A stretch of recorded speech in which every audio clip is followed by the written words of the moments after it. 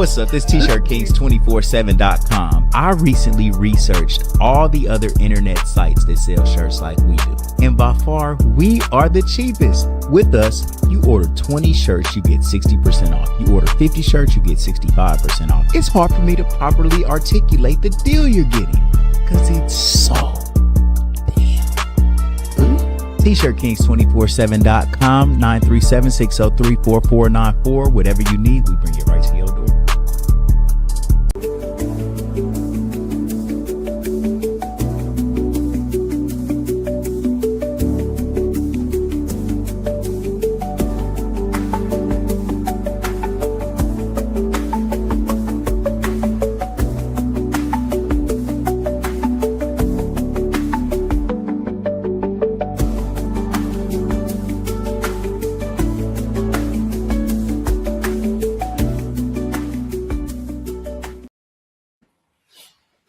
What's up with it? This your boy Ahava Elian, man, and this is the Legendary People Podcast, T-Shirt Kings, dropping dimes. It's just a big collab of everything that we've been doing, bro. And I got my bros in the building. I got Bone. You see him as T. Oster. I got my cousin Remy G in the building.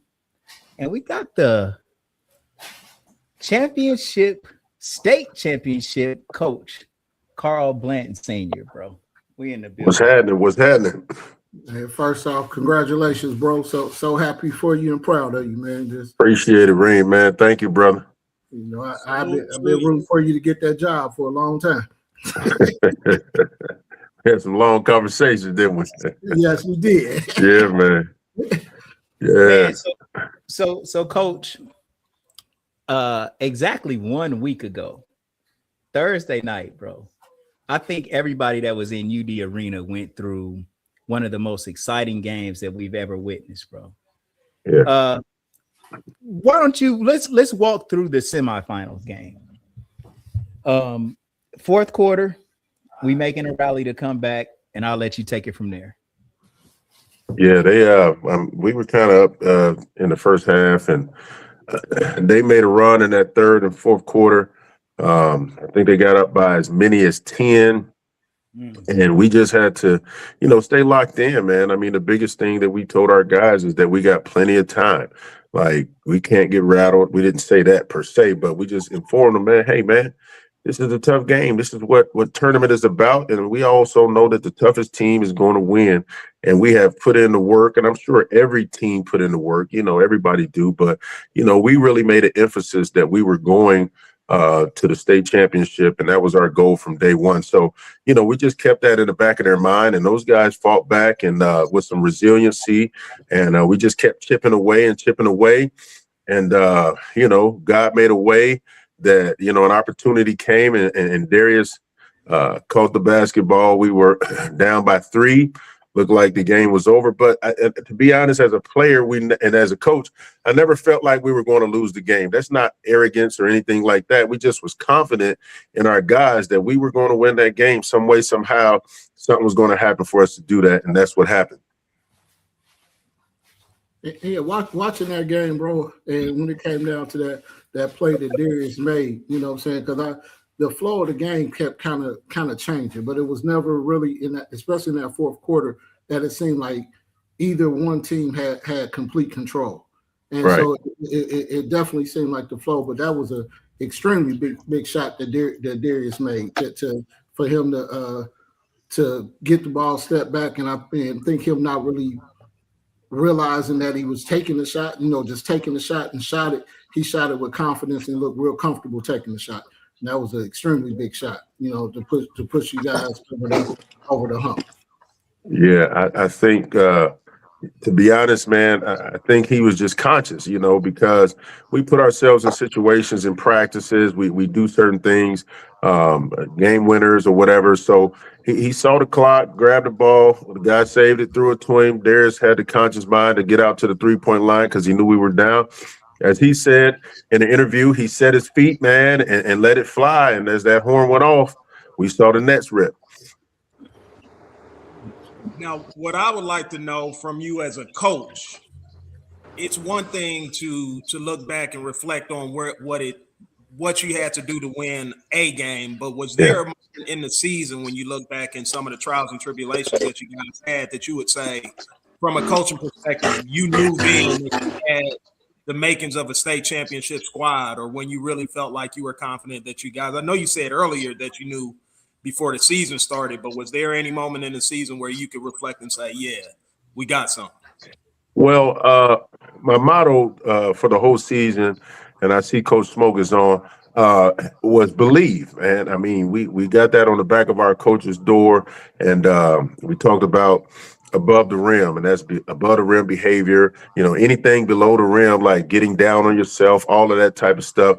That's just something that we didn't accept. So, as at the beginning, I got to be honest, man. It was some trials and tribulations, man. It was some struggles early on. You asked Coach Smoke. It was a period where Coach Smoke just went silent. He was like, "I ain't got no words." You know, early on, it was like, "Nah, I don't want to say nothing." So, you know, but I had to keep the focal point that, hey, man. Because we got the banner of the 2019 team in our gym. So we always reflected on that. And it was some frustrating days, man. It made us feel like, man, these guys don't understand the opportunity that's before them. And we're going to keep it before them. But, man, it was a struggle early on, man. I want to ask a question real quick, if you don't mind. So, again, you know, I like digging in the crates of the origin, right? So the 1993 era, right? So you being Ram blood all the way through and through, man. So like, what's it like to go in for, like, you know, like you having the tutelage of Coach Pullen, you know, things of that nature. What's it like to finally put it all the way together as you being the actual Ram and you being the actual coach? What's it like to put it all together with you having the actual background of being a alma mater? Man, that's a great question. So to put it in perspective, man, it goes all the way back to actually the 89-1990 team. So when I got to Trotwood, we had it was probably about 8 seniors on that team. And man, they were solid. They was together. They were structured. Juwan Norvell was one of those guys. Tyrone Cook, Greg Brown, and you know, guys like Vincent Ward would come back and play against us and help us to keep that Trotwood dominance, man, that they had left.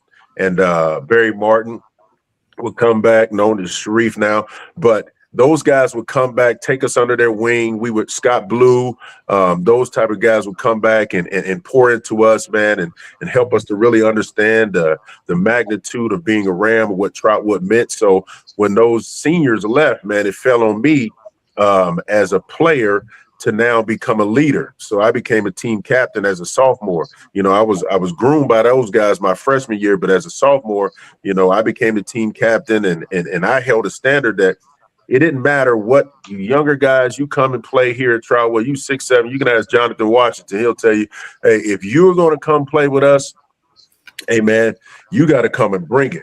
You got to understand that this is Trotwood, and, man, this is what we stand for. So with that being said, Coach Carter came, and we started the rivalry that you see with Dunbar back in 1992. And I don't want to talk about the Jefferson game, but I'm going to skip past that one. Y'all can talk about it. I want to talk about it. But so coming under that, man, and just having that, so having an opportunity with Coach Rocky to bring me on staff. He brought me in. I started as the 8th grade coach, moved up to the freshman coach that following year, and learned so much from those guys, and that's who I picked up from. Those things that I learned also with Coach Carter and Coach Staley and those coaches. And, you know, I played for Ben Jobe out at Southern University. So he had a motto of, hey, if you can get the ball down the floor in 8 seconds, we need to score the basketball. So he was a running gun type of guy. And but to put all that together, to have the wisdom of Coach Pullen. Coach Pullen taught me some great things. Coach Rocky taught me the structure and the you know, the things that you need I'll say the system. You know, you got to have your system. So I gravitated to some of the things, and I still use some of the things that he does as well.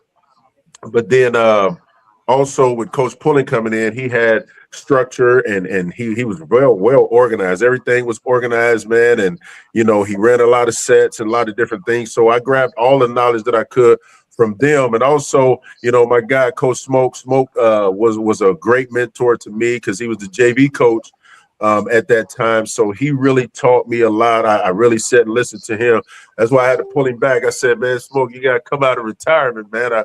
I need you on staff. And then, you know, Coach Akbar was with me the first year, and Coach Dre and Dre's wisdom and knowledge, man, of game plans and things like that. It balanced us out, man, to help us to really formulate what we formulated and what you saw in that state championship run. I mean, man, you know, we had so many nail biters. At least in our final 4 games, we won by 2 points, won by 2 points, and won by 2. Was it 2? I think it was 5 when we played Baden, I think. Yeah, I think we won by like 5 or 6 that game. 6, every other game came right down to the wire. And I want to ask Coach Smoke, like, bro, when you sitting over there on the sidelines and a player has a bad moment, you know, or has a moment where they need to reset, like, what do you tell a player when you know he's a good player, but he's like having a bad quarter or a bad couple of series or something? How do you get the player to calm down, chill out, and get ready to get back in the game because we know we're going to need them? It's funny you asked that question. That actually starts in practice. I can probably count how many times our so-called starting group, which changed. If y'all watch this year, that our starting 5 changed a lot. But our JV guys, a lot of times they would literally look our so-called starting 5. You know, we would put them in scenarios and situations on the clock where our varsity team is down 10 points. Automatically, we'll put the score up. And we may have the score 30-20, JV is up, you know, and then next thing you know, that 10 would automatically change to 20 or 25. But and we would play 4 quarters. Somehow, our varsity guys will find a way to get back in the game, and close it out. So I would just pull our guys to the side. There were a few times where Kari wasn't having a good night, or Chase was letting his guy, you know, blow by him. He's a good defensive guy. And I would just pull him to the side and say, hey, man, you got to dig deep. You can't worry about the last play. And one of the things our guys can tell you, I always tell them, LIG it. You know, let it go. You got to move on to the next play. Kari missed some shots. Sometimes people's like those ill-advised shots, but we seen him make those shots and he would get down on himself. And I have to tell him, hey, man, LIG, because you can't get it back. Right. Go ahead. Well, one thing that I was going to say is, man, one thing about Kari, you know, Kari is he is a really good player. And a lot of times when you have players that are good and they know that the coaches lean on them a lot, it might be a little more difficult to coach them, or they might get attitudes or something like that, but not Kari. Like, Kari will accept the coaching, you know, as far as you being able to get on him. You can get on him hard. He'll accept the coaching and then try his best to go out there and either implement what you tell him, but he'll never be one of them players that feel like, oh, I'm about to get out of here or something like that. And that's something that I've always loved about Kari. So one thing that I wanted to build on was, man, my connection with Trotwood. Facts. You know, the Kings, bro, for these past, man, I would say 4 years since Paul and Mike Hale was there, we've been almost a feeder system to Trotwood from my program. And I don't know if I told you this or not, Coach, but 10 years to the day that I started my program, I started Gem City Kings March 20th, 2016. March 20th, 2016. And 10 year and Kari, Ron, Justice, those 3 players came to the program that year, that very first day. We had a little draft. And then 10 years later, on the exact same day, 10 years to the date, they win the state championship.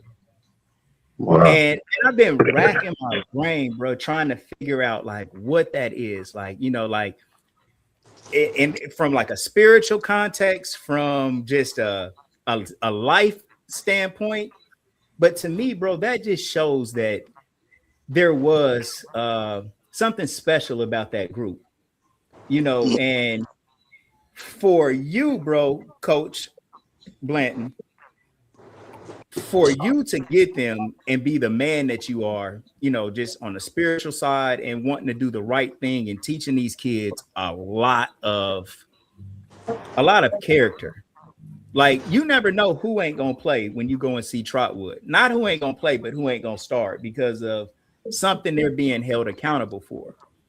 And us as people in the stands, we want to see our players play. We want when we come to the game, we want to see our top dogs. They said, "What are you doing, man? Why are you sitting down, man?" What's going on now? What's going on now? So, like, all of that stuff is going through our minds. But you know, the magic about it all is, bro, you taught them character and still won. And it doesn't happen like that all the time, bro. And so the specialness of this team, bro, you as the coach, you know, me and the kids' relationships, like, bro, when I come to the Trotwood games, bro, all the Kings come. I got Stinking Alter. He coming way out to Xavier to watch Kari play because they've been playing together since they was kids. And Brandon and Braylon and Marmar and just the whole club, man, always comes together to come and watch them play. And man, I just love it, bro. I love it, man. For you winning that championship, bro, it means so much to me. Like, I definitely attach myself to this championship and say, you know, I'm a part of this. 100%. Hey, this one for the community, man. This was for the community, brother. 100%. You know? 100%. Look at this. I want to piggyback off of what you said as well. Look at this. I think he's grabbing that. Yeah. Big poster. Lil Ron. T-Mike. Look at that. So I want to speak to what you said about as well. You know what I'm saying? Like, Coach Blanton already know about this being like when you have two, like, it don't matter if you pair together different players and let them naturally just have that chemistry together. Because again, I mean, his son and Sammy Anderson, right? Yeah. Them always having that nucleus. Sammy did the same thing. Sammy was like the same thing when we was on the Swish. Sammy brought his Swish team. Yep. Pretty much like as a feeder system to Trotwood. And then, of course, you're going to have other players that's going to come in and join the team. But just like you saying, be that nucleus. Even Darius. Yes. Yes. When Darius was a kid, like all of them right there together, I feel like that they do share that bond, man. And there's chemistry means so much, man, when you're going for something big like that. You know, so very special championship, man. Beyond proud, bro. Coach Jeff in the building. You know, if I can chime in on about you saying how you all coming to the game, you want to see certain players play. Yeah. Blanton used to always sometimes get a little frustrated because he would hold guys accountable, and we supported him in that. You know, if a guy was late to shoot around on a day of a game, it's like, man, you know, I got to switch starting lineup. And I had to tell him, and Remy can attest to this, and T can attest to this from being former players and coaches. Sitting on your couch or sitting in the stands, I told Blanton, I've never lost a game. I've never lost a championship because I can make so many adjustments. I can talk about so many different plays, but what people don't realize, what transpires on Wednesday, Thursdays, and Fridays. All they see is Tuesday, Friday night, and some Saturdays. So yes, coming to the game on a Tuesday or Friday night, you would be like, man, why such and such not starting? Why this person not playing? I don't know. Coach don't know what he's doing. Well, you probably don't understand that such and such was late to practice every day, or he half-hearted went to practice, when we did have practice, or when he was in practice, we had to try to motivate him and push him. And we always told cats, and Dre was notorious for saying it. You control your energy, your effort, and your attitude. Yeah, the enemy of all teams are parents, fans, and the media. Yeah. I got to say that loud.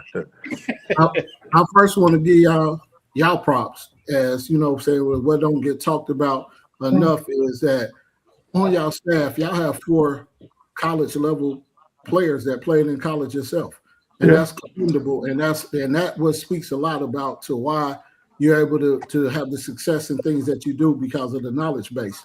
So this question here that I have is also the Smoke. And Smoke being a big brother, I've been knowing Smoke since I was in the 6th grade and watched him play, and he taught me a lot about basketball. And so y'all had something unique. You had 3 small guards. So well, I don't know how much work you do with the guards, but having 2 great guards that you had with Smoke and Dre as coaches, what were their influences with helping with because a lot of them games came down to the decisions of your guards having to make key plays. You said that question is for me or for Blanton? No, that's for you, Smoke. Because Carl the big man, he don't know nothing about Hey, man. hey, they came in my area too. Shoot, I let them do their work. Well, you know what? Dre and I tag team a lot with the guards, and I really allowed Dre to do a lot of work with the guards because a lot of people don't know. I coached Dre also.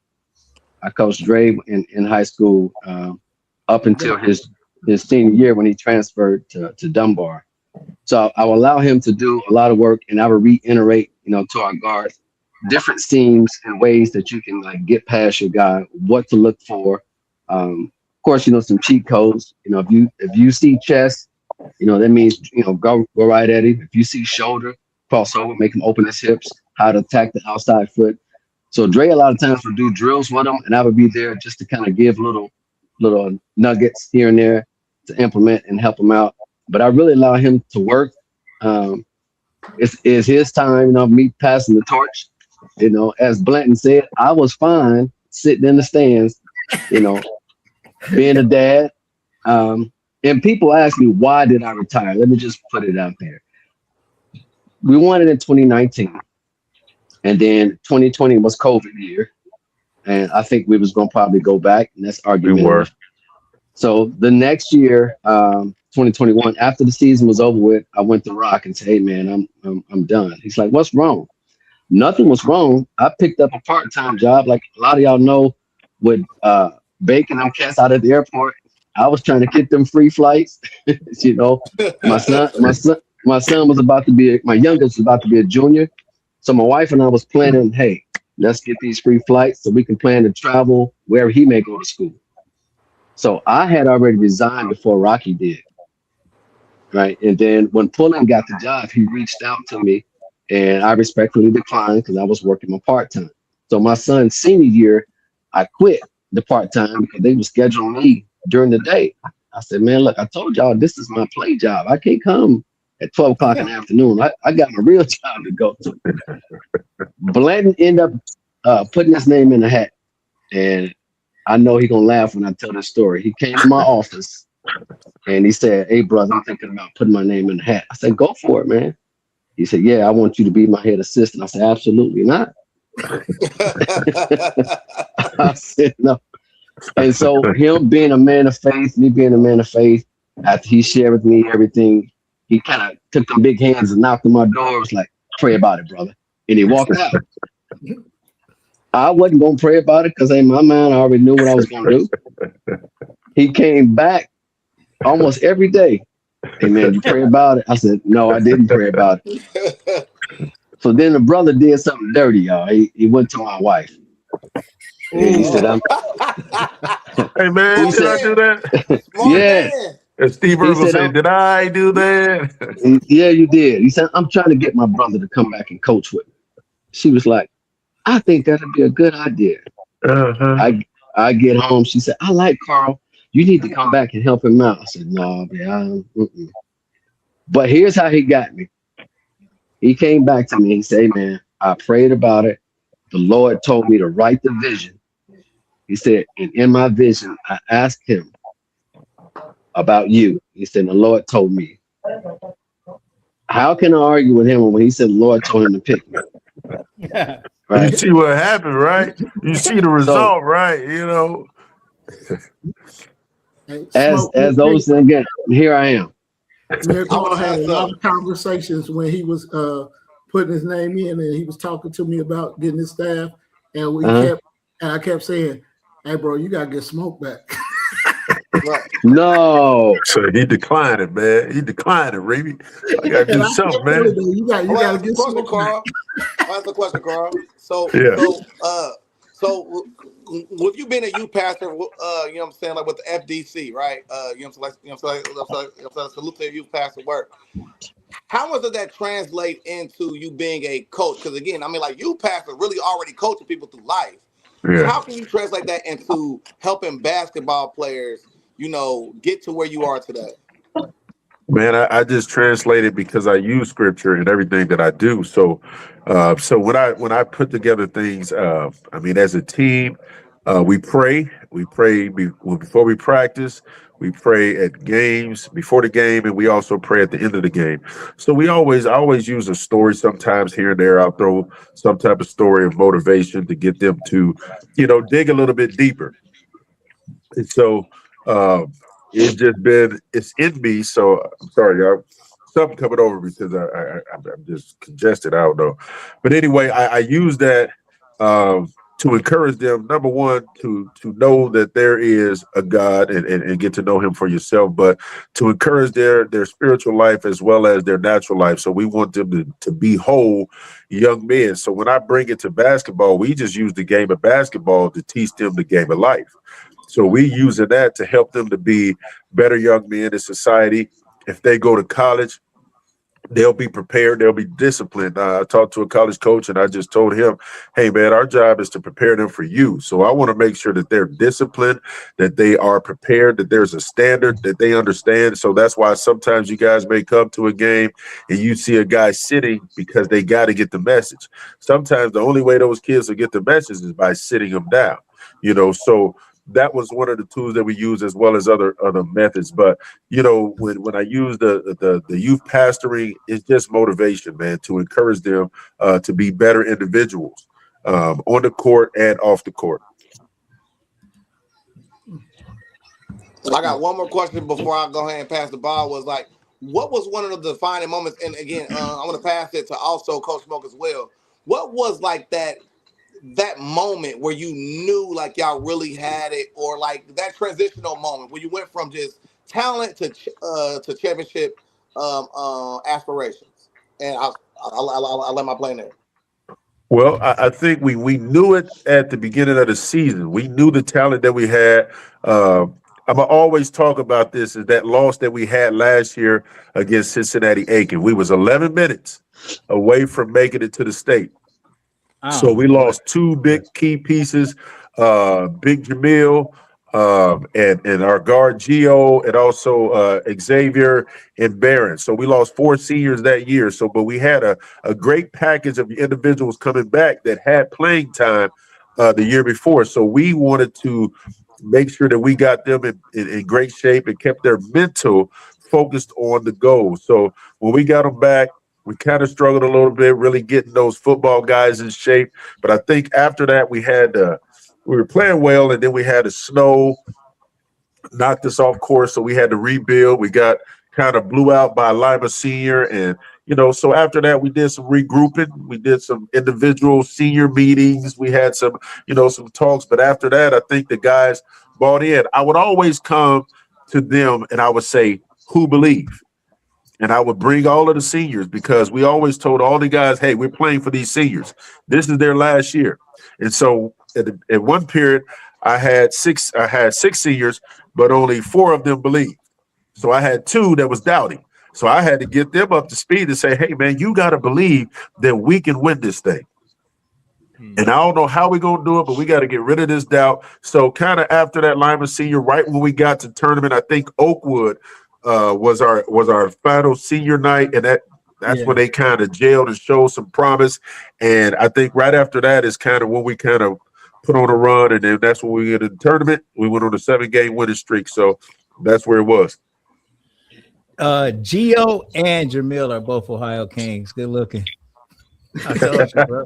I'm giving you all these players here. we got all the Kings, man. So I asked, you know what I'm saying, we 50 now. Smoke's a little older than us. And like I said, I learned a lot from Smoke myself coming up. And I thank you for that, Smoke. You didn't even realize how much you influenced me being young, coming up, watching you at Colonel White, and even when you would take me under the wing and doing stuff in the gym with me when I was a kid. But with having Amari and Dre there, what's your confidence level of the passing it on to the next generation of them taking on? Because those were two phenomenal basketball players themselves that needs a lot of props and everything for what they did as players. So what do you see in them now being able to come to step into the coaching realm? What do y'all see from them too? Because they're both good people also. So I'll answer it first, and I'll let Smoke jump in. So that was the key caveat to what we had. We had two coaches who won the state championship, and we had two players who won the state championship. So when you got that duo together, that 4-man strong group, as well as Coach Tony Duncan, who also have won, playing baseball. So he knew the challenges and the things. So we had the right staff to help us to gel and get those guys to understand the magnitude of what it was going to take. And Coach Dre and Amari did a great job of getting in their face and letting them know where they needed to be as players. And we as coaches just kept drilling in the system that we were putting forth and how we wanted to play and what it was going to take for us as a team to get there and to win it. So, having that together, man, really helped make things a little bit more simple. I'll let Coach Smoke add his piece to it too as well. It's kind of like a proud father when you see your child do something successful, or when that light bulb pops on for something that you've been teaching your child over and over and over again, and that light bulb pops on and they finally get it. It's a proud moment. People probably don't know, I started when Coach Bake first got the job at Trotwood. I came on as a volunteer that first year. You know who did, Coach? Well, Mark Baker first got the head coaching job at Trotwood. Okay. I started coaching at Trotwood then. I was a volunteer. And then that next year, a position opened at the middle school. And I took over the middle school for about 3 years. And then when Bake left and Rocky got the head position, he brought me over to the middle school. Amari Davis used to be our ball boy. He was a little kid. He was our ball boy. And if you go back and find some old pictures, you'll probably see him in those pictures. And at that time, we used to say, "Win forever," right? Yeah. And it kind of goes with Coach Blanton's slogan, "Playing above the rim." And we're talking about not only just winning the game or playing above the rim, getting rebound. We talk about in life. Yeah. So for me to see Amari as a ball boy, and then for me to coach him, and then for me to coach Coach Dre, sometimes I sit back and watch them as they're teaching our guys and coaching our guys. I'm like a proud dad, to see and hear them saying the same things that I told them when they were players, So that's why a lot of times I kind of let them go ahead and have the reins, and I'm watching. I'm like, wow, they get it. You know what I mean? When they were not, go ahead. No, I was just gonna say, like, the good thing about having young coaches like that is that the kids relate. They're gonna relate to us too, because they're gonna understand that we got this, whatever, information, wisdom, whatever you want to call it. But then actually talking to a Dre, because like I'm saying, from a fan in the stands, man, it looked like Dre is so connected with the kids. Like, he can get in there and do that dirty work where the coach don't got to go off too hard on the player, because Dre gonna do it. Dre say, "Hold on, let me get this. I got you." And then he go in and straighten it out. And then, like, he don't got to be like finessing with it or trying to massage no ego, or he goes in there and tells them what they need to hear in a fiery way to get them fired up, man. And I love it, man. You know why that is? You know why that is? And this is for all of our coaching staff. You know, Dre, Coach Amari, Coach Blanton, of course, myself, Coach TD. A kid don't care how much you know until they know how much you care. Yeah. Yeah. So that's one reason why these kids can run hard or do the things that we ask them to do, because we're not just telling them to do things, we're showing them, but they're seeing that we care. So that's something we gotta understand. A kid don't care how much you know until they know how much you care. Right.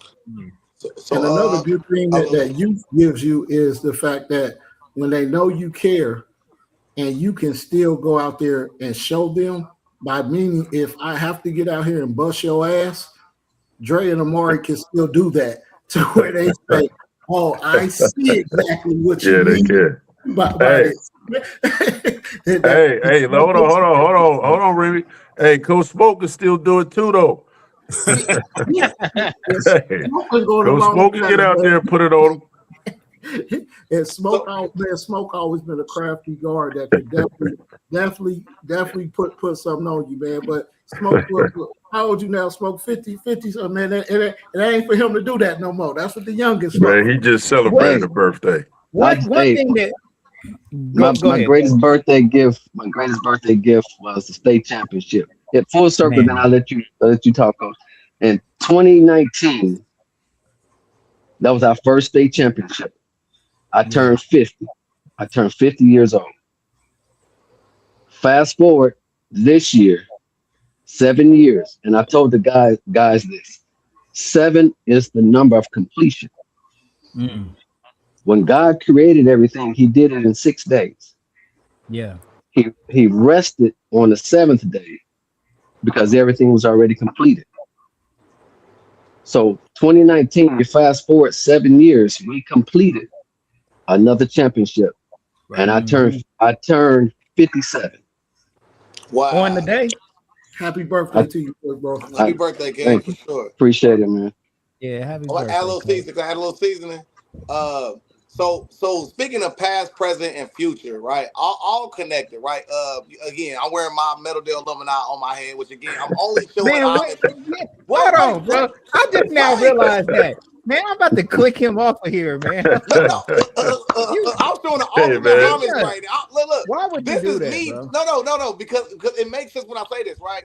Because I've seen y'all galvanize the heart of the culture when it comes to Dayton compared to Trotwood. You saw Dayton people out there, so because everybody got look.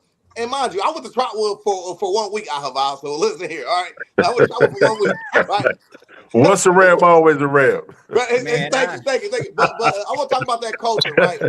What was it like for y'all to pack out UD Arena and these other places? Like, what was the culture like to see Ram Nation in full-fledged, everybody rocking with, no matter where you came from? Like, again, Meadowdale, I'm rooting for y'all. What was it like to galvanize that the past, present, and future are all connected? Okay, hold on, Coach. Before you answer that, let me piggyback on P's point, too. So Darius hit the shot heard around the world. Man, this was the most clutch, beautiful thing that any of us have ever experienced. But then we do got to still win in overtime. We got to win in overtime. And now, like, Kari is holding the ball because we want one shot and we about to get up out of here. Coaches, both of my coaches, you hear the crowd like literally chanting, Kari. Which to me, as Kari being my family, bro, like to me, that was the best thing ever. But then for Kari to get out there and make the shot to win the game. And you, like Peanut said, y'all got the packed house. The whole house is packed. Man, how are y'all feeling in that moment when y'all got over the hump from a game that it seemed like time was about to run out on us? Coach Blanton, I'll let you go first. You the head coach.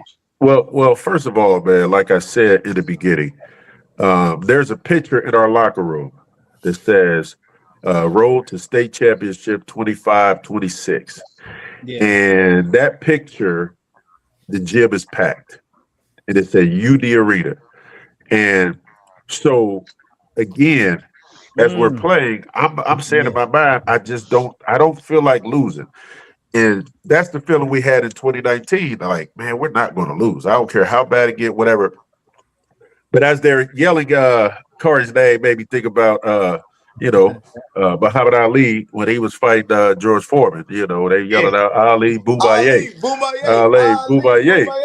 So gave him some strength, you know. So when Corey went to the hole, I mean, I didn't have no doubt that he was going to make the shot. I know Corey. So first of all, we was telling them to attack the basket the whole game. They shot more threes than what we would prefer, because I just think if we got to the basket, the game would have been a totally different, probably a little bit more points than us getting to that point. But as him taking that drive, man, he just went and gave it his all and put the ball in the basket, which he does in practice. So that's Corey's patented shot too, man.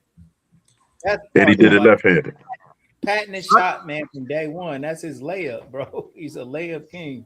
Go ahead. I want to ask both of you guys something, though. Smoke and Carl, as coaches, it's one thing to win, and I, salute to both of you guys for winning the state championship.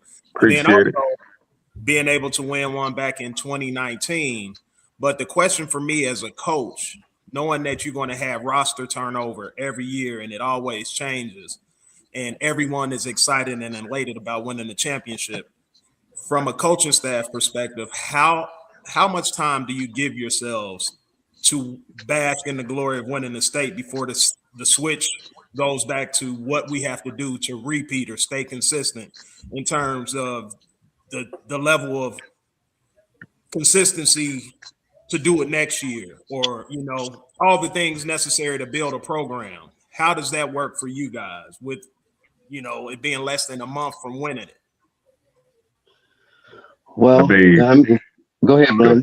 No, you go ahead, Smoke. I'll go after you.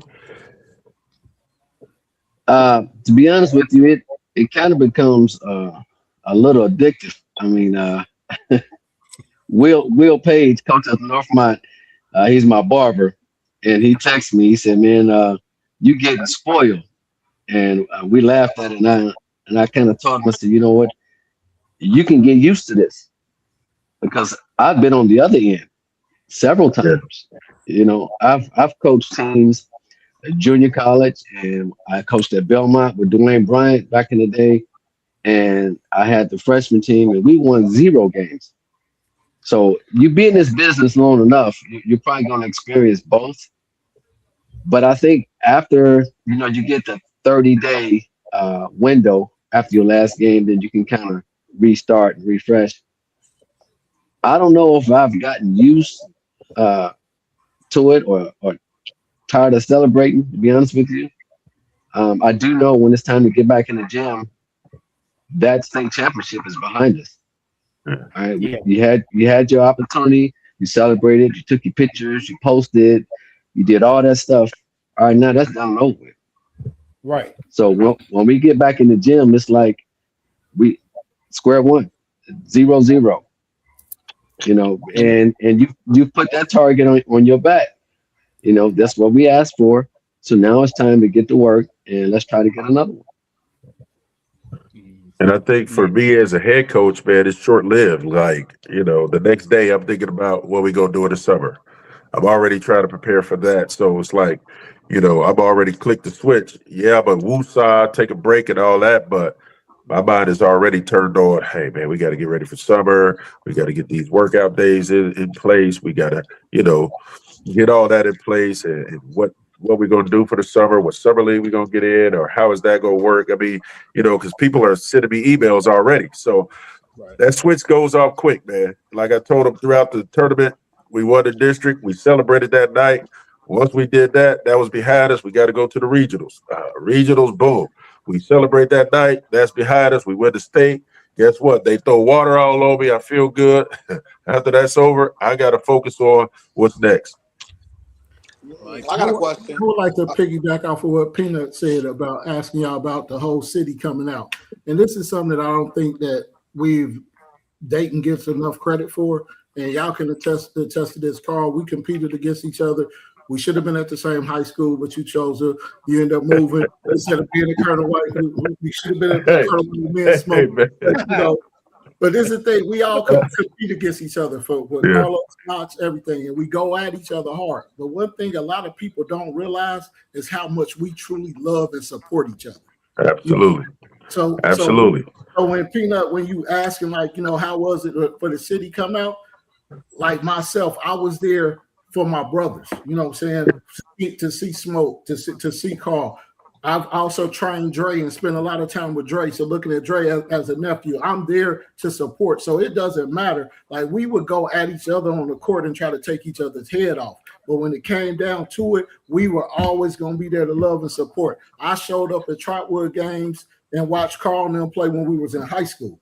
If we didn't have a game that we wasn't playing, I'm there to see them. And they used to do the same for me. Absolutely. So that's how it is. And I don't think the city gets enough credit for the athletes and how much love and respect that we have for each other, and we always supporting each other. Remy, you're right. One thing that I realized about Dayton when I first moved here from Chicago, this is a basketball town, man. People here in the city of Dayton, they love good basketball. I mean, we can look at that from when UD has, the play-in games, to back in the day when I first moved here, our high school games was at UD. Yes. So it wouldn't be nothing for us to play, Dunbar, and then right after that, it's Meadowdale and Patterson, and it'll be packed like it was the other night. So this is a basketball town. I'm very appreciative. I didn't get the full gist during the game of how many people was there until afterwards, and I'm like, wow, the folks really came out, and supported it. But as an ex-player, you guys can attest to this. That vibe that you feel being on the court, of the people just cheering and chanting, it does something to you. It electrifies you. It really does. So I want to ask one more question real quick. So again, Carl also got the Coach of the Year for District 15, Division 3.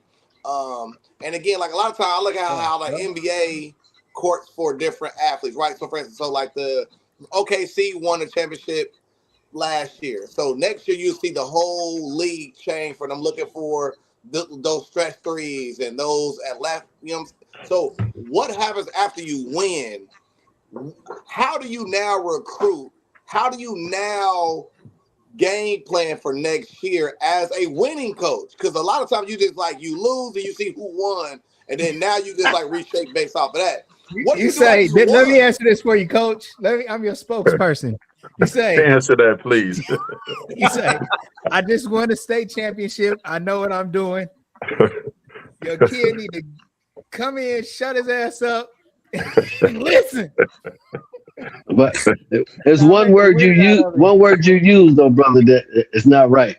I can't take that word. You said recruit. Recruit. I knew that one. We can't. I don't recruit, man. Right. That's the difference between the high school, college, and all that stuff. You can't recruit. You have to coach now. No, sir. So that's even more commendable as coaches, because you have to keep building with just what you have, and you don't get to really dictate what comes in and what goes out. So in high school, a player must approach you. You can't approach players. Absolutely. And if they approach me, I'm going to send them to my athletic director. I'm going to send that family to my athletic director. And my other question is how has NIL changed high school basketball? And I'm done. Well, it's still being implemented. We haven't really experienced it per se with our group, but it is in this area. One of the kids at Cincinnati Princeton has an NIL, so I think he's doing well. But it's coming, it's here, so we'll see the aspects of that. It's going to change some things probably, but we'll deal with that when we kind of cross that bridge. I see Drake posted "Be phenomenal or be forgotten." That was my motto. I got that from Dr. Eric Thomas, man, and that's what we drilled at our kids: be phenomenal or be forgotten, man. Man, now, my question, my fault. Off of that, like, do y'all really think that Man, I'm the starting to get NIL mad. is going to affect the high school sports like that? Because rather than the fact of parents wanting something when their kid isn't really that good, which is already taking place anyway. I'll let Smoke answer that. That's the gap for that one. 'Cause I don't know. You said, do I think it's going to affect sports? Do you really think it will have that type of effect on high school the way that it does with college and stuff like that? Because of who's really going to be giving up this money and offering this money to cover NIL for high school kids? Well, can I answer that? Can I say something? Go ahead. Go ahead. Well, I'm going to say this. As a business owner, right, there is a way that it only takes popularity, honestly, for a business to want to approach a kid in order for them to ask this kid to help advertise and promote a business. Because like this year, like I thought about just going to Kari and saying, you know, hey, look, bro, you can give them whatever you can. I mean, the kids are in high school, so anything that you can give them could possibly help them, especially if we're just talking about doing like one commercial or something, right? But if you can, just as a business owner, a kid that's doing well, that's popular in a school, if you can get them to promote your product inside that school, there's a chance for you to be able to get a ROI, which is a return on your investment. So I would expect to see maybe not some major NIL deal, but maybe just like smaller NIL deals to particular athletes for businesses who want to go after a younger crowd, you know, and then and it might not be some, you know, deal like maybe like what a Nike would give you or an Adidas would give you, but just something where the kid understands that their talent and popularity is being observed by a business, and the kid could turn around and then maybe draw a crowd for that business and get them exposure in some of the younger communities. So I think that NIL deals are definitely going to be on the way. It might be on a smaller scale, but I definitely think that the approach is right there. I get what you're saying with that, but my question is, how to the coaches, how does that, do they think, I get where you come from as a business owner and what the business owner is doing with the kid, but do the coaches think that that will actually affect them with coaching the kid based off of a business having an NIL deal with the kid?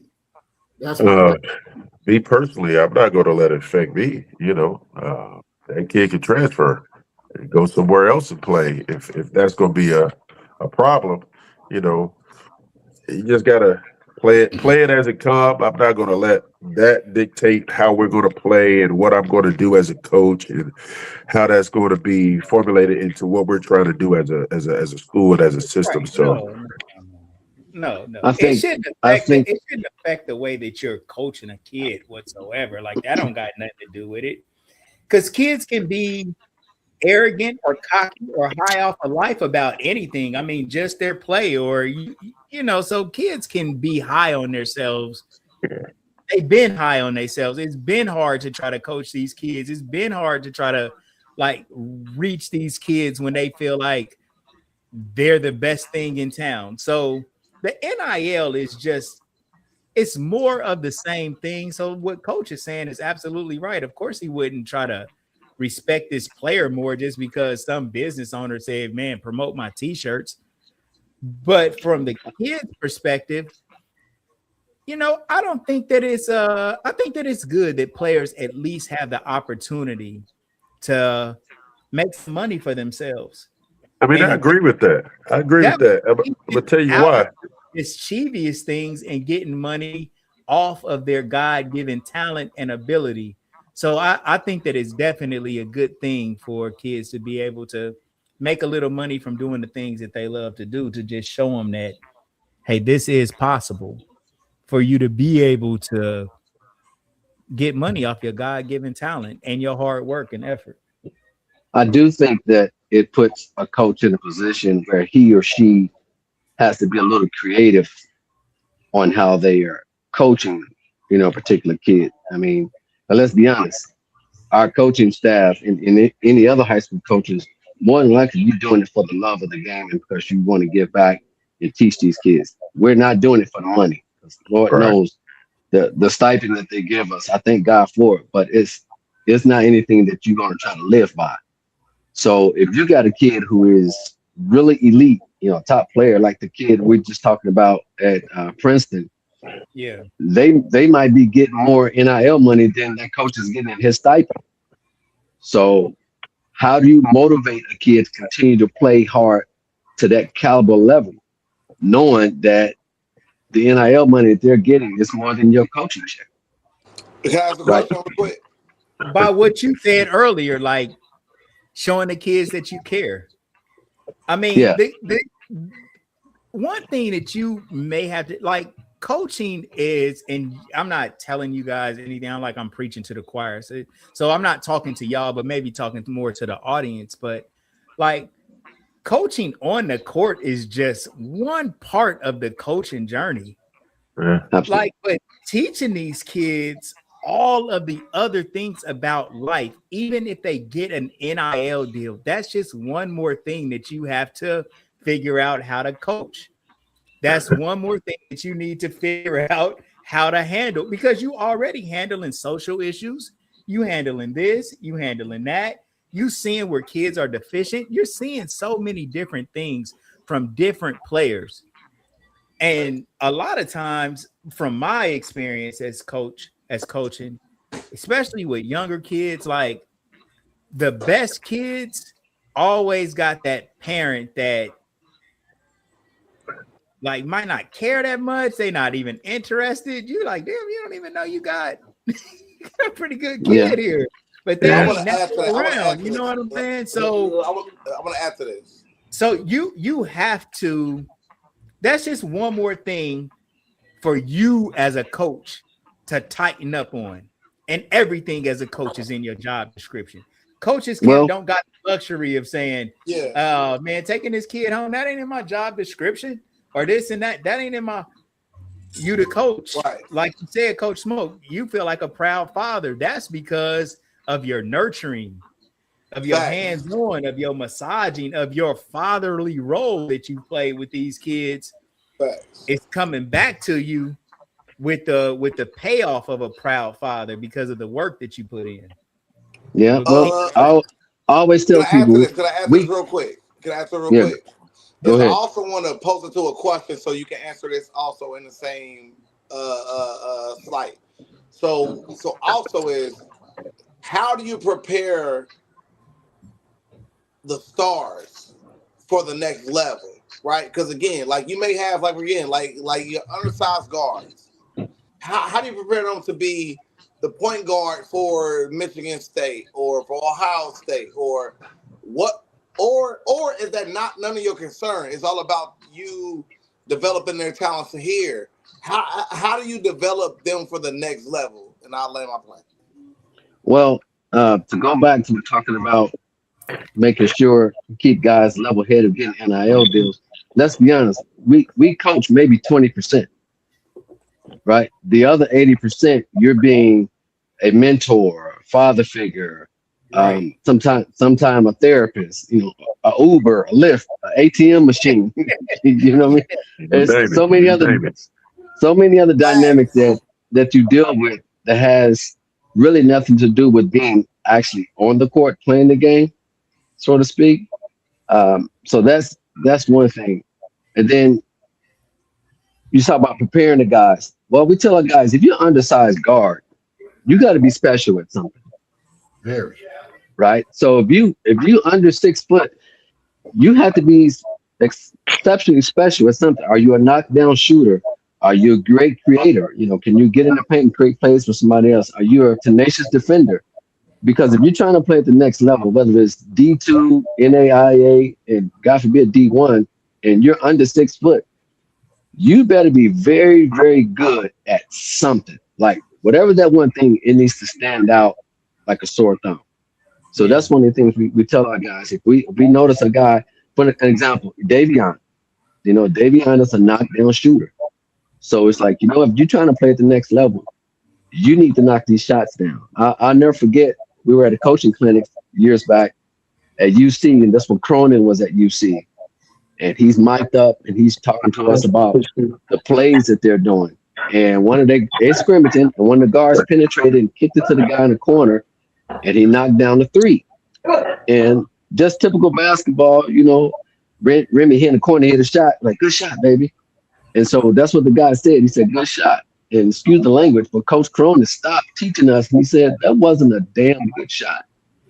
He's a MFN scholarship player. He's supposed to knock that down. And when I thought about it, I'm like, he's absolutely right. You know, that's why we recruited you. Sit there in the corner, when you open, you got to knock it down. So we tell our guys, man, look, undersized guard, you got to be exceptionally well at something. And find out what it is, you hone in on it. That doesn't mean you negate their other skills and try to develop them. But if you're going to go to school as a point guard, you need to be able to either knock down a shot, be a great ball handler, and, you know how to distribute, be a tenacious defender. You got to be something, because 6'6" and above, you know, you can't really teach height. Guys look at that, and, oh, he's a project. You looking at 6 foot and below, it's like, why should I take this small guard? And the thing also, what folks don't realize as a small guard, one of the key things you have to be is emotionally stable and not ride the emotional roller coasters of a game. You cannot let your highs be too high and your lows be too low. And that's why you could tell when you get teams and you got especially small guards and they're celebrating after every play and they're flexing and doing all that type of stuff. Those are teams that end up having a hard time when you watch at the next level flourishing, because you have to stay stable, because your teammates are going to ride with you on that emotional roller coaster. And if you go up here when everything is going good, and then you go way down here when things is going bad, and now you soaking, you pouting, and this and that, that is going to kill the team, because as a small, and especially as a small guard, bigger, more athletic guards get away with a whole lot of other things because they just bigger and athletic. But as a small guard, you have to be able to run a team completely all the way around the board. And everybody relies off of you, and you have to be more than just a jumper, a shooter, this and that. You have to be a little bit of everything. You truly have to be, as a small guard, that coach on the court. Yeah, that's a prime example. Kari, you know, the TCC game, he didn't have the best game he wanted to have, you know, prior to going into overtime. But I said, he's going to make a big play for us, because we had to pull him to the side. Dre got in his ear. I got in his ear and say, man, look, sometimes it's not falling for you. You got to find something else to, you know, make sure you can contribute to the game other than scoring. You know, sometimes it's about being able to get other guys involved. Sometimes it's being able to just defend their main guy. And when Darius hit that shot, I don't know if they showed it, but Kari just kind of collapsed, like, whew, I got another chance. Yeah, he did. He did. And then and you saw what happened, you know, in overtime. Well, in overtime, Kari had like 6 points in overtime, including the game winner. And that was the key, man. It's like when you feel like all is lost, because I'll tell you something, man. If you watch that video of Darius hitting that shot, right? Their fans were counting maybe a couple of seconds before the actual clock. So they was counting down 5, 4, 3, 2, 1 when the actual clock was more like 7, 6, 5. And I don't know if I was just listening to the fans or what, but when Kari shot that shot and he missed, I thought the time had expired. But it had, and Darius got the ball, ran back out, and I seen Darius shoot it and make it, but I thought that the time had already expired and the shot didn't count. And bro, I'm sitting in the stands because I'm going through so much stuff. Like, I just want us to win so bad. And I think that I hear the announcer say, play is under review. And I'm just listening like, damn, bro, they about to review this play, because throughout this playoff run that we had, bro, they called 2 flops on us in one of those games. Yeah. So I'm thinking like, man, I never seen them call a flop in a high school game yet, let alone we got it called on us twice in one game. Like, they was trying to do everything they could to take this game. And so I reflected back on that. I'm like, damn, bro, I hope that they don't say that they're about to review this play like an NBA game and say the shot came off late or something. But praise the Most High that did not happen, and we lived to fight another day. And the thing about what I was gonna say is me and Cuz, who is Kari's dad, we right there, we watching the game and we looking at Kari broke down, man, on the ground, just like crying. We like, nah, Kari, get up. Yeah. Get up. Darius got your back. Darius, man, shout out to Darius, man, for his prime time clutch performances in so many games, man. Yeah, that started in practice. The belief, absolutely. The belief that he could do it, man. The belief. Because like I ain't trying to like over inject the Kings in this, but I'm telling you guys from my perspective of these kids that I knew since they was babies. The same thing that you guys are seeing out of those kids now, they had those same type of traits from day one. And I tell you guys, man, Kari, bro, like I coached the Swish before I coached the Kings. When I coached the Swish, man, we had so much of a hard time getting over the hump of beating Centerville in the Metro. Once I got the Kings, man, and then like I was able to really have my own program, man. Kari went in there and got my first championship. That's the picture that I'm holding up. And he been like that. Darius, man, I used to tell Doug every day, like, please let Darius play. Like, I was recruiting. Y'all can't recruit as high school coaches. But me as a kid coach, hold on. I could literally do all of that.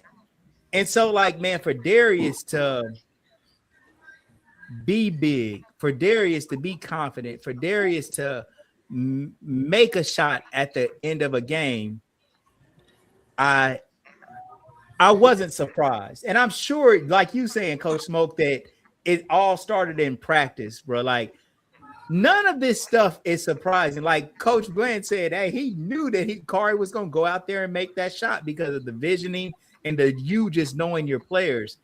Man, bro, I've been seeing that since day one of these kids. And it's so crazy because a lot of times the best players that you got in a program when they're kids like that, they might fall off. They might think that they too good. And then other players catch up because they working harder than them, but not them.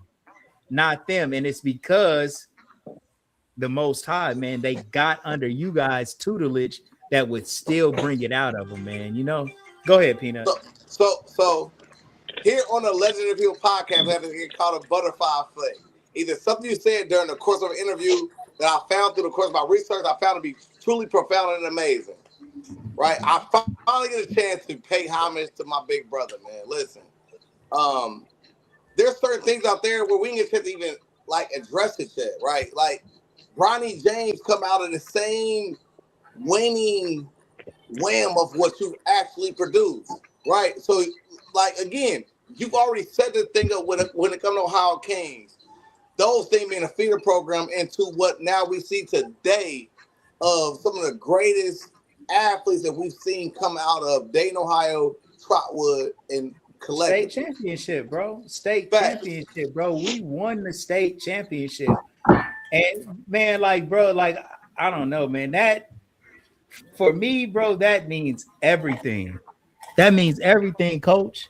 Yes, sir. It means everything, bro. I'm Yes, so sir. thankful for you for getting that done, bro.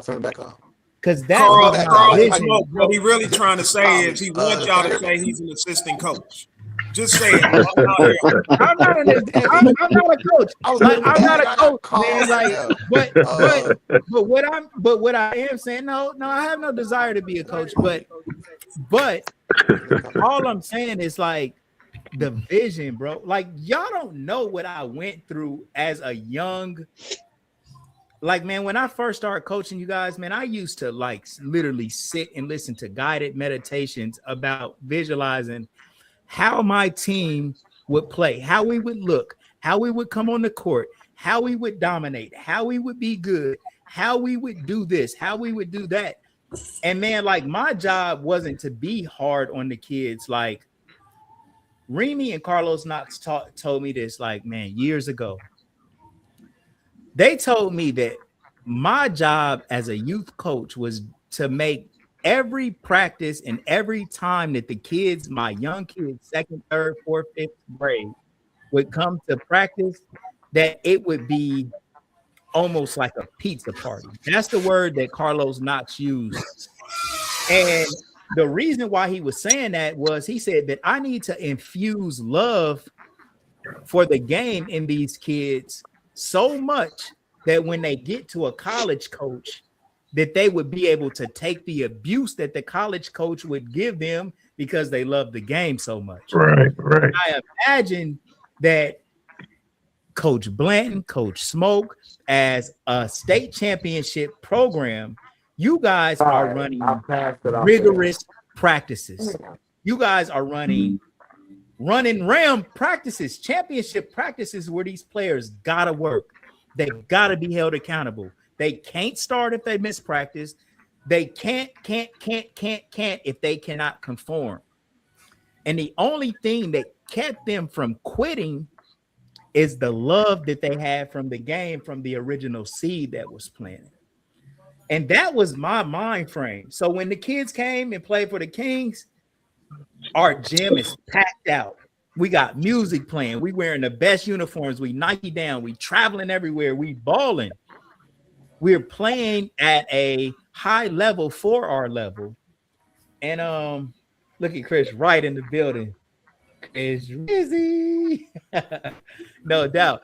But I mean, when I tell you, Coach, when we won that championship, bro, the joy and the love that I felt, man, I'm telling you, bro, that was close to one of the best moments of my life, man, because it was my whole vision. When I was telling you I was meditating and visioning and doing this and doing that, that was the vision. That was the meditation. That was everything. I wanted to funnel my kids into a program and for us to win a state championship. And I wanted to keep putting kids into this program for us to have a long ride at this thing. And bro, you brought it to materialization, man. So I love it. I love it. I love it, man. You know, I love it forever. You know, y'all go ahead and say. So there's a key word that you kept using. I'm not sure if you realize it or not. And that key word is game. You know, we're playing a basketball game. Yeah. And from childhood even to now, when we play a game, it should be fun. Yes, sir. Right. It's competitive, but it should be fun. When the fun is taken out of it, that's when you need to quit. There you go. Right. You know, yes, we all been to family cookouts and reunions, and we play spades, right? That's one of the competitive games in our culture, right? And they get heated when we playing them spades. But the moment that is not fun, that's the time to stop. So we make practice competitive and things of that nature. But the key word after basketball is game. It's still a game, and you gotta have fun. You gotta have fun with it.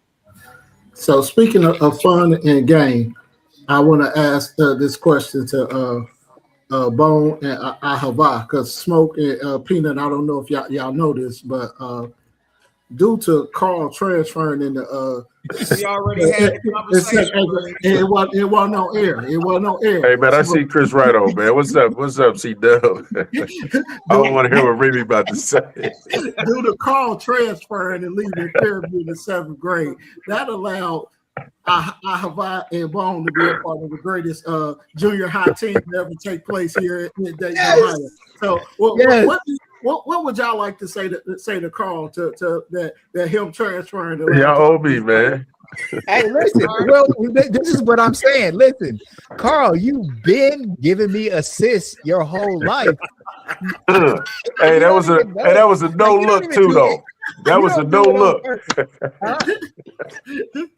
Look, hey man, I figured I had to. It was due to me to tell you the truth, because look, we already talked about it. 2nd grade, I beat Carl, and he hold a grudge to this day. We old men, and he talking about it before. I'm a competitor, man. I'm a competitor. I remember second grade. Hey, Smoke, you missed this, man. We had a run around the gym, man, and I beat him, man.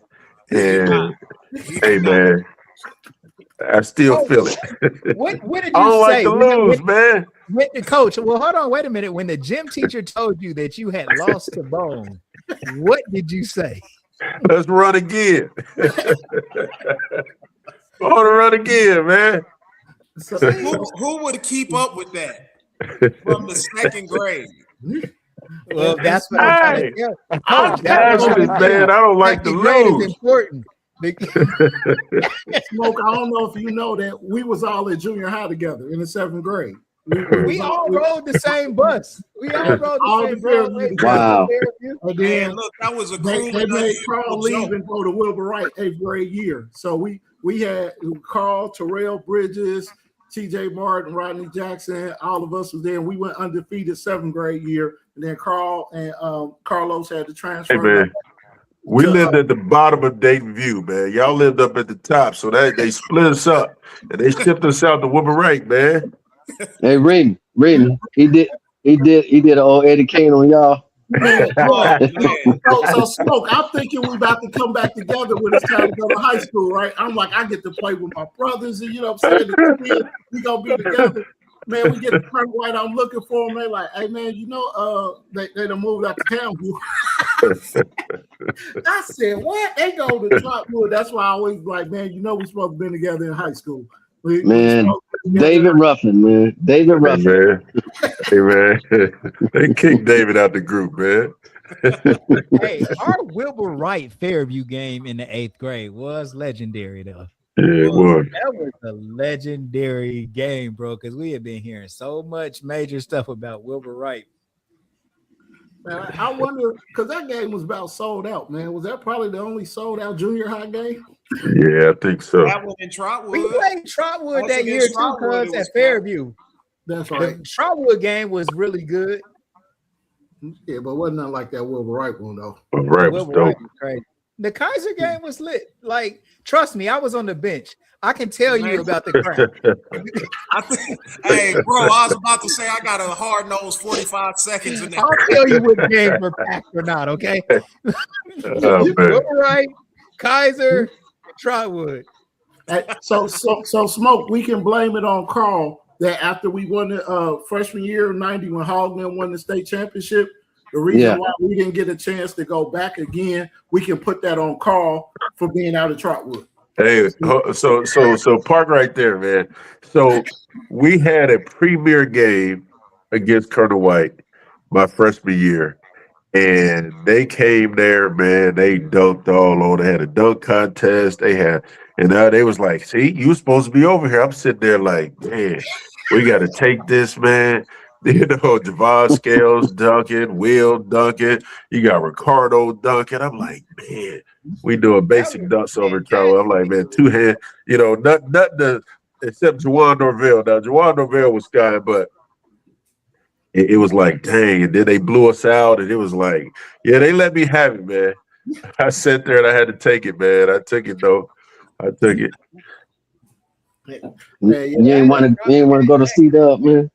Hey, man, I had no control over that, man.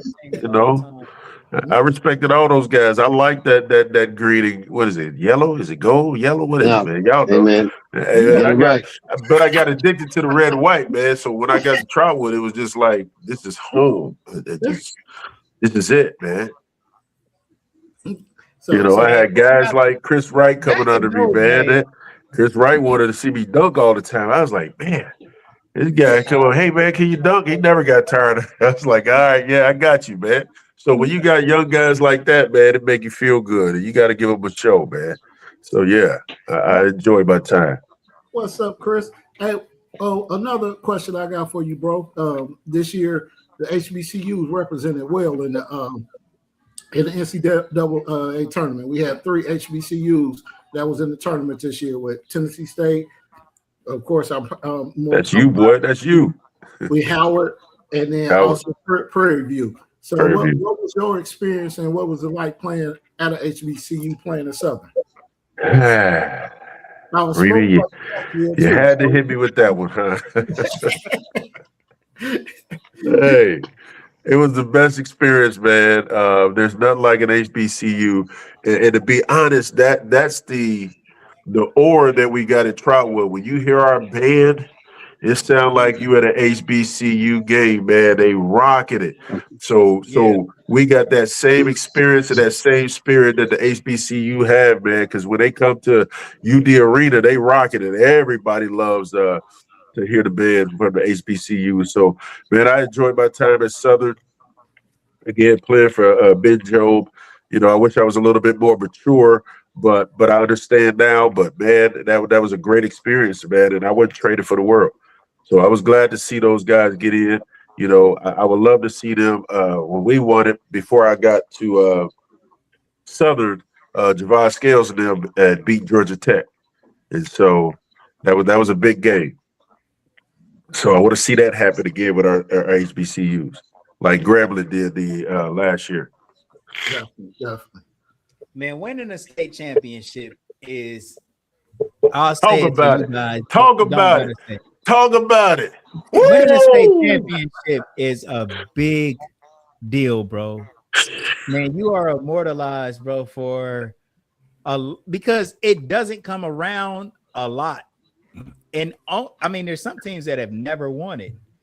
And so, man, for you to go out there and get that championship, bro, that is a major, major thing, bro. It's nothing but congratulations Thank you, forever. man. Thank you. You know, But what people don't understand, man, it's not easy. That's not something that's easy to do. Even though you plan it, you got a vision for it, but winning the state championship here in Ohio, man, is not an easy task, man. You got guys, you see the games, like people would think you're supposed to blow teams out. No, you got to learn how to play half court basketball. You got to learn how to play down to the wire. We have a 4-on-4 shell that we do, man, and I love it. It's a very competitive. We make it unfair. We call points. It's going to 3, going to 5. Guys are not talking. We take a point. If the other team rebounds the basketball, we take a point. Like, we make it competitive, and those guys love it, and they get after it, man. So, those close games, all that did was remind us of playing that 4-on-4 shell, man, that competitive drill that we did. let me ask you something, Coach. So, the Lima Senior game, I came to the Lima Senior game, Uh-huh. drove up there for an hour. Talk about it. We did too. Yeah. Lima Senior comes out, and man, bro, for me watching that game, I thought Lima Senior, you could just pencil their name in for the champions because Absolutely. they didn't play well that night, man. I thought that they was destined to win it. But in that game, bro, midway through the third quarter, we was losing, and then you took all the players out. Yeah. Tell me what goes into that mind frame. And now that you won the state championship, all the things that you've done is genius. Like all of the stuff I was tired of. Now I gotta say, you Hold on. It wasn't genius in the moment because I called blows from every direction, but in the moment tell me, it was. bro, tell me what was going on. Like, why did you make that decision to just say we done with this and we gonna get ready for our next game? Why did you take all the players out? Well, first of all, I just felt like our guys wasn't competing at the level that we know that they could. We got down, and it was like, man, this is a snowball effect, and they just didn't give the effort that I know that they could to fight back, to get back in the game, the effort that you saw in the tournament. So I have a bunch of young, talented guys, and I said, you know what, this is the game. I got to throw them in the fire, and so I told them, this is your opportunity. You got to go in. Some of them stepped up to the challenge. Some of them caved in, and but it was an experience for them, and it also helps us as coaches to see who can play when we get in a tight situation, who we can throw in certain games. And if you look at our first game, we played Piqua. That wasn't I ain't gonna say it wasn't tough, but it wasn't one of those tough games in the tournament. But I was able to throw some of those freshmen in, those sophomores in, to play, and then they excelled and played well in that game. But it was an opportunity for them to take the challenge and also see, hey, the other guys realize, hey, Coach Will play those young guys. Because I tell them all the time, hey, man, if you're not going to play, I'm just going to go with the younger guys because they'll be back. You know, you guys are leaving, so I'm going to play them. So it was a double-edged sword. It was a challenge to them to step up to the challenge and also see what we got with these younger guys by throwing them in the fire. And we got into foul trouble in the actual final game, and them young kids had to come in and give you some valuable minutes in the final, in the championship game. If I can add to that, the week going into that Lima senior game, if you guys remember, that's when we had all that snow. Yeah. So, and this is definitely by far not an excuse, but I think we practiced 2 days before we went in to play that game. And we knew going into this season, our schedule was brutal. So we practiced those 2 days.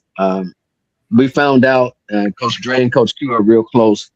Those guys have been practicing, and he had been preparing them and letting them know, hey, Trotwood is going to come in. They're going to be aggressive. They're going to be tough.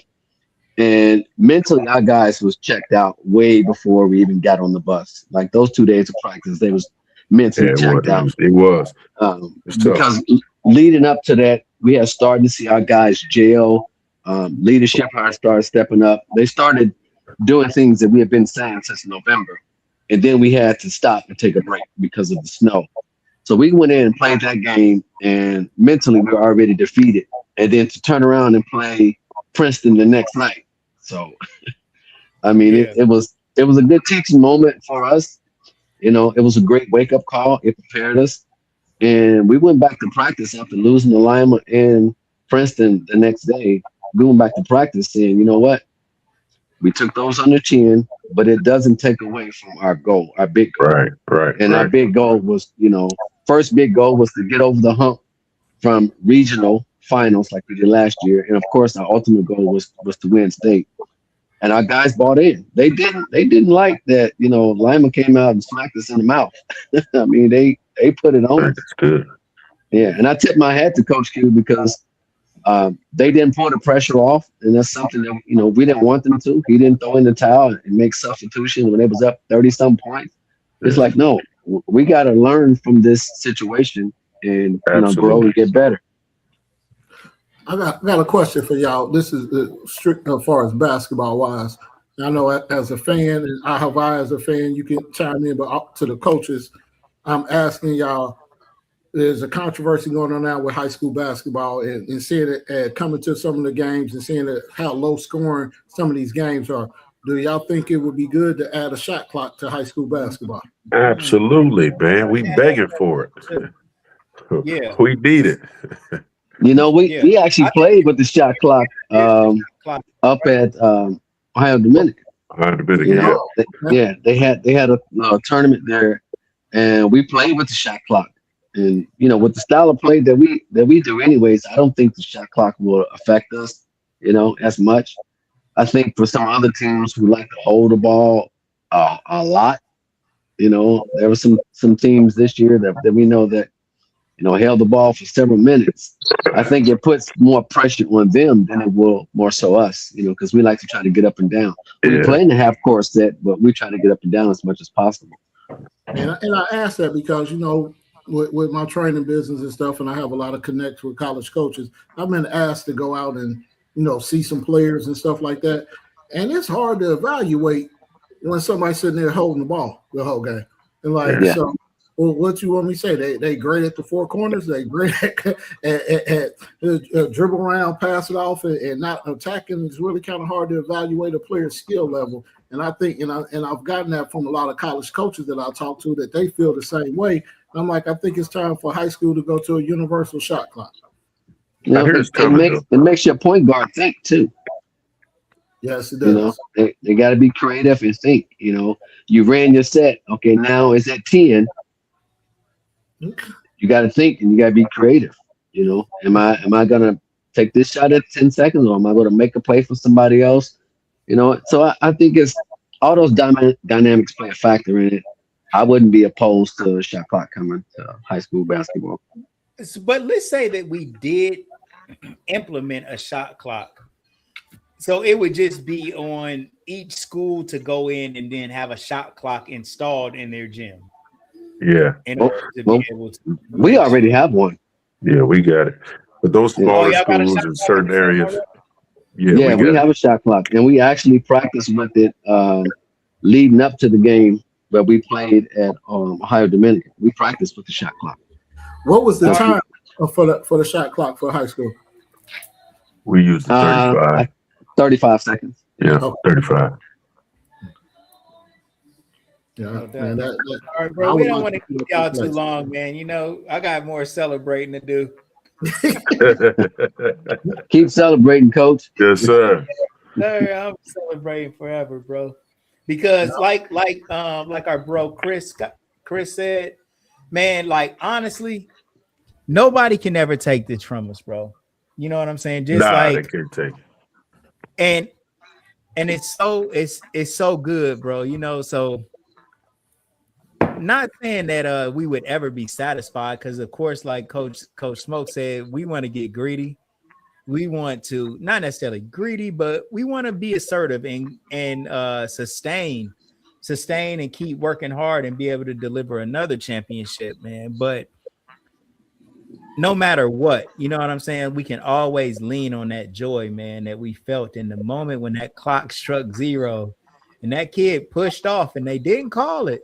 And y'all don't got to say it because I will. That was a crazy push off. I've never seen nothing like that before. You know? Don't speak. Don't say. He's pushed off and then got that shot up. Now, if he would have made that shot, I would have came right on that court and protested all night. Y'all take the whole high road. How about I say Hey, we ain't got to worry about it because he ain't make that shot. We ain't got to worry about it. He missed that shot. Game over. And we stay champs, baby. What We did you stay do? champs. Both of you guys, what did y'all do in the moment he missed that shot? Clock struck 0. What did we do? Man, I ran out on that floor. All I remember is Davion was in my view. Davion jumped in my arms. I picked him up and twisted him around. And, man, I mean, the excitement and then the weight of everything that you carry throughout the season, you know, I heard a lot now. You know, don't get me wrong. As a coach, man, I heard a lot, man. And I had to turn a deaf ear to keep my focus on what we were doing, you know, and not feed into it.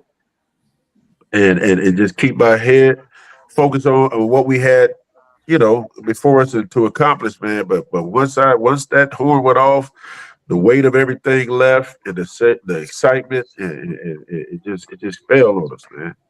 You know, It was kind of surreal, you know, for sure. when I saw Curry get the rebound and the horn went off. Yeah.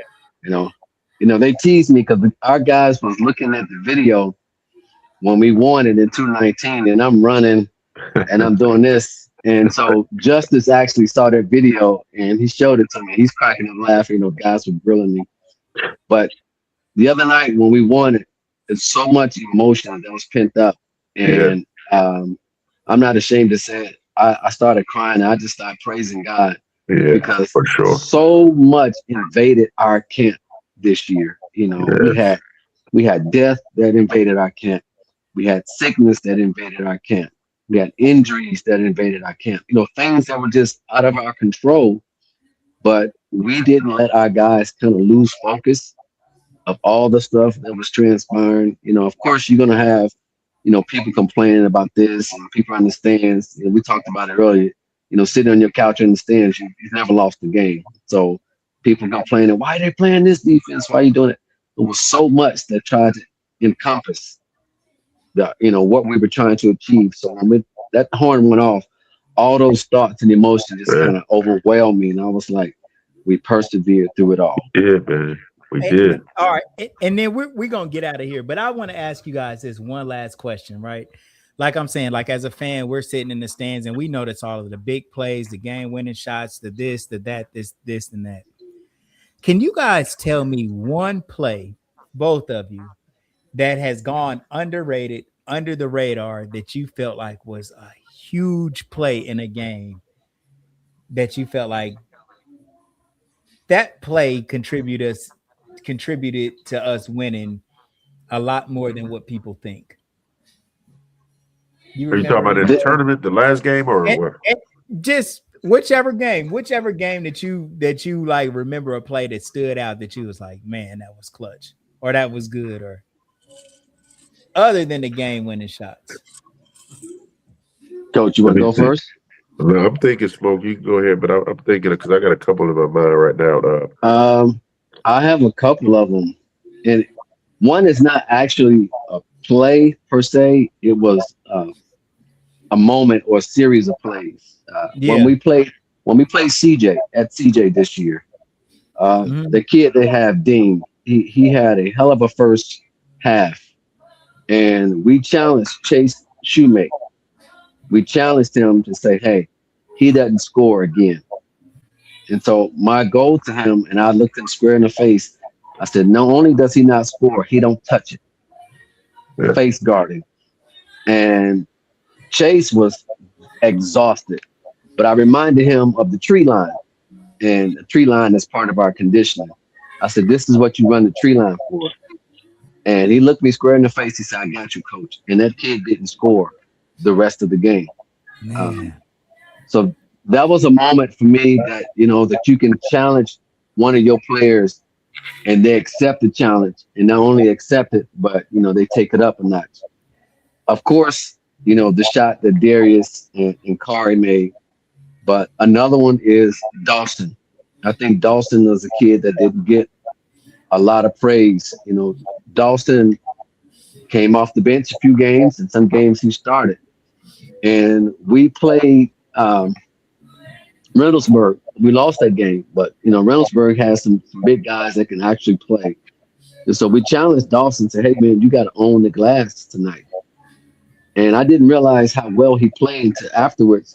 Their assistant coach was like, "Hey man, that kid right there, man, he's a dog. He plays hard." And I went back and looked at the stats. I'm like, Dawson owned the glass. He did what we asked. We don't ask him to go out and give us 15, 20 a night. We ask him to, make layups, catch the ball, and rebound. Yeah. So, so those were the moments. Of course, you got to highlight, shots that Kari made, shots that Darius made. But sometimes it's the little things that people miss, Yeah. that help carry your team over. That's exactly what you answered that perfectly. That's what I wanted to hear for sure.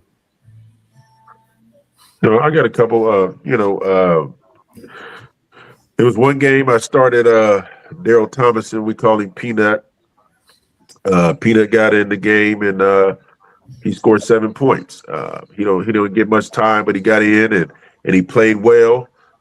Like Coach Smoke said about Dawson, Dawson got in, and sometimes we may have him guard some guards, and he was pretty quick with his hands and his feet. So he did a good job. Davion hit a game winner when we played Summit Country Day.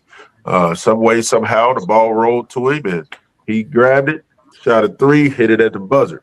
Um, the game we just played, where Chase got in, you know, he hit a mid range, but he also got in and uh, got a steal. So Still. we told him, hey, you got to guard this guy. This is your assignment. And what people don't understand, like sometimes, fans and family, they think you're hard on a kid, but I know as a coach, you want to bring out the best because moments like this is going to happen. So he got in, and I said, man, he don't get the ball back. And he pressured him, and the other guy tried to hand it off. Well, Chase ended up getting a steal, breakaway layup. All right, so we got the momentum. Now we flowing. So those are moments, man, that you think back and you see where some kids that maybe struggled a little bit, and when you needed them, they showed up because we Yeah. pushed them earlier Yeah. in the season. Man, Mm. Last shout one. out. My bad, but I wanted to say, man, shout out Chase. Yeah, Shout out Little Ron, who came little in and Ron for sure. played big minutes in the final and was able to hold it down. Let me say something about Ron real quick. I Yeah. got to say something about Ron. Ron is a dog, man, and I call Ron my dude. But Ron carried us in the regular season, and we made a shift with him and Chase in the postseason. But it was a challenge for me as a coach because I love Rod. Rod is a competitor, but also knew what we needed at that moment. And it was also in preparation to get, Chase to be that defensive guy, that dog that we needed.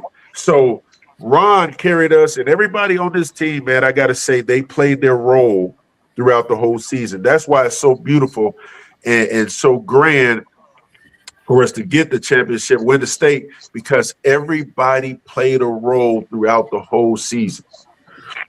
And which was going to bring me to my next point, man, to shout out Chase. Unsung hero. I mean, I'm talking about from a fan perspective. I don't know. I just think everybody loves Chase because everybody understood how he was locking everything up. And he came through with key buckets, man, and crucial points in the game.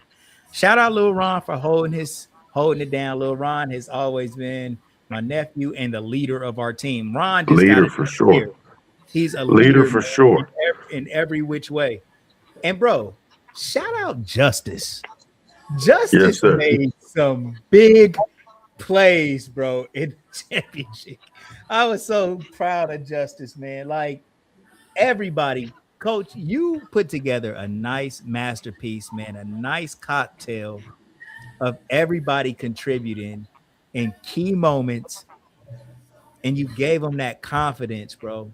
And like I said, I even seen the young Kings come in, the young Rams come in a time in the game where, because you got some nice longer type guards out there, my little bros with the braids, the twin bros.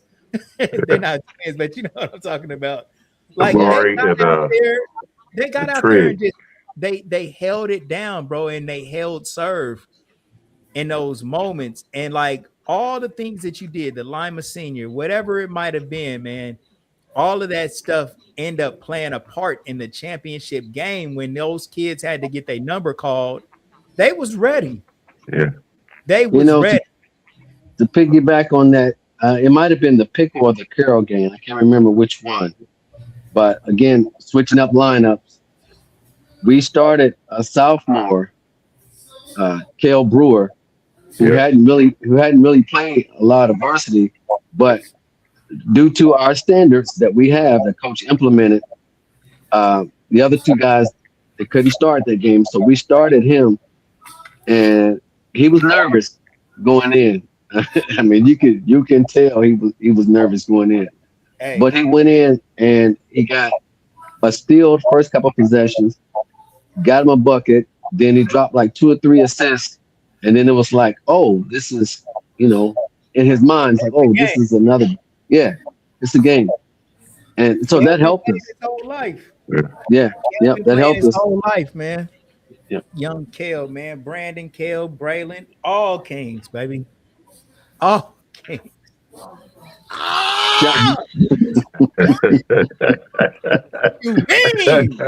What you mean? We coming through, man, bro. Hey, all I can say, they stay champs now. They stay champs. They stay, man. Coach, both of you guys, bro, man. Shout you out, man, forever, man. Great job, brothers. Way to get it done. And then y'all didn't act out bougie. Y'all even came on the podcast with us. Talking about, bro. we know where we come from, man. We ain't like that, man. I just want to give my brothers again another shout out, man, and tell them, man, so proud of y'all, man. Congratulations, man, and nothing but love to the both of y'all, man. Appreciate you, Ray. Nothing but love, brother. Appreciate it, man. I know we have to talk a lot of basketball because that's the reason why we're here, but I salute y'all not only for winning the state, but what you guys are doing in terms of molding these young men, because they're going to have a lot more time off the court being young men. And I think the example that you two set, not only by what y'all teach them on the court, but y'all walks off of it, is a million times more important. So salute both of you guys. Much love and keep doing what you do. Appreciate it, bro. You know it. And I did beat you, Carl. Man. In my mind, I won that race. This will be the last thing before we get up out of here. Can we get a final? Who's gonna win the college championship this year? Because we in March Madness, man. So Michigan. let's all go around one. Bone, you say Michigan, Remy G. Who you got? Ooh, that's a tough one. Oh, wait. Oh, who left? We're the 16. She's 16. Arkansas, Alabama. I mean, no. I mean Arizona. I don't know if Alabama's still in it or not, but I think Duke is still in it with the Loser Twins. Arkansas, Alabama played them. Arkansas, yeah, and man, I'm a ride with the little young cat Darius A. Cuff and ride with Arkansas, man, because he been Arkansas. Okay.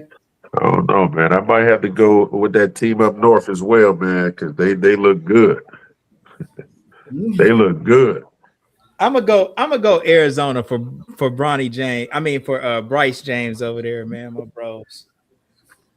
Let's see if they can get. I mean, I know Bryce ain't playing, but Arizona they definitely got a squad. Bryce over there, so I'm gonna pull for them. That's gonna be tough, man. I just saw that Iowa came back and knocked Nebraska off tonight. I don't know. I like a team that play on both ends of the floor, and of course, you can't not talk about the elephant in the room, which is Duke, right? I know a lot of people don't like them, but Houston. Yeah. Houston, they play on both ends of the floor, man. So I would like to see Houston get it. Purdue still in it? Yeah, I think. Yeah. They tough too, man. I want to get one last shout out while we doing this, because we talking about the NCAA tournament. Let's all give a shout out and hope for Los Knox and Notre Dame. Oh, most definitely, absolutely, bro. Let's get yes, sir. And wishing them victory. They play tomorrow at 2:30, so everybody be sure to tune in. Yeah, we gotta tune in. We gotta get that. I'm definitely gonna be watching it. Yeah, for sure. Hannah the dog might be the best thing to watch. Man, bro, she is baby Allen Iverson, bro. She is the girl version of Allen Iverson. She's so fast, man. I mean, you blink one time, she already to the rim laying it up, man. She broke all kind of records for steals. Like I think she had the steal record. How many were like 16 steals in one game? Like she had 170 for this year. Would you think us? She done got like 170 steals for this year and counting. Man, she is a great player, man. Oh, I love that kid, man. Yeah, I want to see, man. Los is also a championship coach, though. Yeah, he finds a way to get it done, man. You know what I'm saying? Yeah. So yeah, let's go. Hey, I had to reach out and get some advice from Los. Los had to drop some nuggets on me too. Mm-hmm. Like I told you, man, Los and Reem, bro. I talked to them when I first started, man, and man, they gave me game, man, that I really listened to and applied, and now we won a state championship. So I like how you said we. I love it. I love it. That's what it is. I mean, absolutely. Hey, man, can y'all get Cuz a ring, man? Get Cuz a ring. Why not? I mean, I would love a ring, man. You know what I'm saying? But I understand that might not be part of the cards, man. But I can always go and buy my own. It means that much to me. Look at my boy Rock. Now, listen, this is a real championship coach right here. This dude, real champion. Is that Rocky? Yeah, y'all know who that is. That's Coach Ron, baby. Yeah. That's Coach Ron. Do y'all know who that is?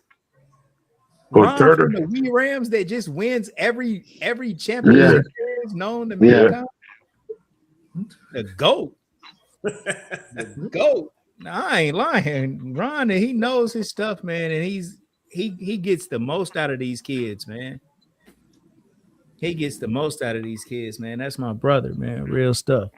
All right, everybody, man. We love everybody, man. Trotwood, Division III, OSHA Division III state champions. Yes, sir. Yes, sir. Coach Man in the building, Coach Smoke in the building, Remy G in the building, my brother T.A. Terrence Alstor, we call him Bone in the building. I'm Ahava Elian. You guys make sure that y'all like this video to keep it in the algorithm so everybody can see it beyond this live, man. And anybody got anything else to say before we get out of here? Man, just we're gonna be doing a lot of collabs here with T-shirt Kings and dropping down sports podcasts and everything. So everybody just tune in to the collabs that we're gonna be having, man. No doubt. That's what's up. No doubt. All right, man. Love everybody. And we'll see y'all next time. Bros, man, love y'all, man. We'll see each other soon. All right, brother. Love you too. Salute. All right. Thanks.